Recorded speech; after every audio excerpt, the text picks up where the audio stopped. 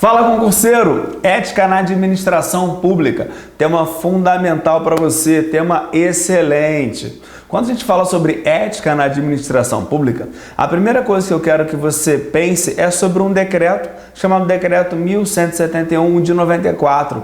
Esse decreto, ele é o Código de Ética do Servidor Público Civil do Poder Executivo Federal. Ou seja, é com base nesse código que você vai regular as relações e os comportamentos do que é aceitável e do que não é aceitável do servidor do Poder Executivo Federal, tá? Por mais que o decreto seja 1171, ou seja, 171, ele é sim o decreto do Código de Ética. E eu vou te mostrar como é que esse tema já foi cobrado numa prova de concurso e vou te explicar como resolver as questões de maneira simples. Fica ligado, vamos dar uma olhada nisso aí.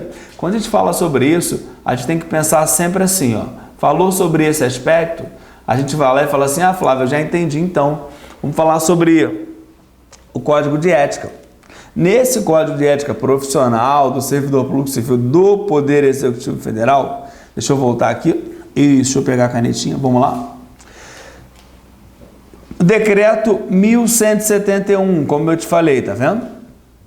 Em respeito à hierarquia, o servidor público deve temer, representar contra qualquer comprometimento indevido da estrutura em que se funda o poder estatal, ok? Em que se funda o poder estatal. E aí a pergunta é, isso está certo ou está errado?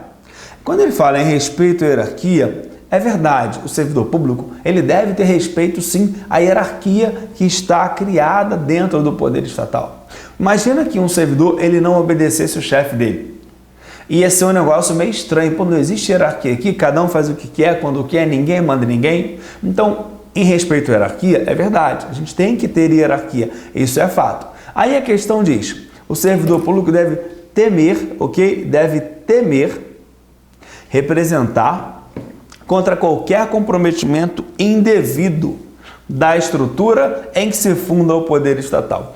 Presta atenção, você está trabalhando na administração pública, percebeu que o teu chefe, ok? Percebeu que o seu chefe está desviando dinheiro público. Isso é totalmente ilícito. Mas em respeito à hierarquia, você vai ter medo de denunciar ele, de representar contra ele, porque esse representar pode ser fazer uma denúncia contra ele, tanto na comissão de ética, como nos órgãos que forem competentes para isso. Eu vou ter medo de fazer isso se o meu chefe está roubando? É claro que não. Eu vou sim denunciar. Então essa questão ela está errada, tá? Ela está errada porque ele diz assim, ó, deve temer. E o certo é, não deve temer representar contra qualquer um, porque você não tem que ter medo de representar se o teu chefe está fazendo uma coisa que é errada, que é ilegal, que é a ética, que vai contra o Código de Ética. Tá bom? Gabarito dessa questão é errado. Olha a próxima. Questão 2019 da banca IBAD, tá? Prefeitura de Seringueiras, Fiscal de Obras. O anexo ao decreto 1171, Código de Ética Profissional do Servidor Público Civil do Poder Executivo, capítulo 1, seção 2, trata dos principais deveres do servidor. Entre os deveres fundamentais, não está correto. Ou seja, você vai marcar somente o que não é um dever fundamental do servidor público civil do Poder Executivo Federal, segundo o anexo do Decreto 1171, na seção 1, no capítulo 1, seção 2, que fala dos principais deveres. É só marcar o que não é, tá? Vamos dar uma olhada aí e ver o que é dever do servidor e o que não é dever do servidor. Manter-se atualizado com as instruções, as normas de serviço e a legislação pertinente aos órgãos onde exercer as suas funções. Isso é sim um dever do servidor, tá? O servidor ele deve se manter atualizado com as instruções e normas de serviço. Ele deve fazer isso. Isso está certo. Isso não está errado. Agora, zelar no exercício de direito de greve pelas exigências específicas da vida e da defesa coletiva. Ok? Gabarito Certo, isso também está certo. Mesmo em greve, você deve zelar por isso. Vamos para C.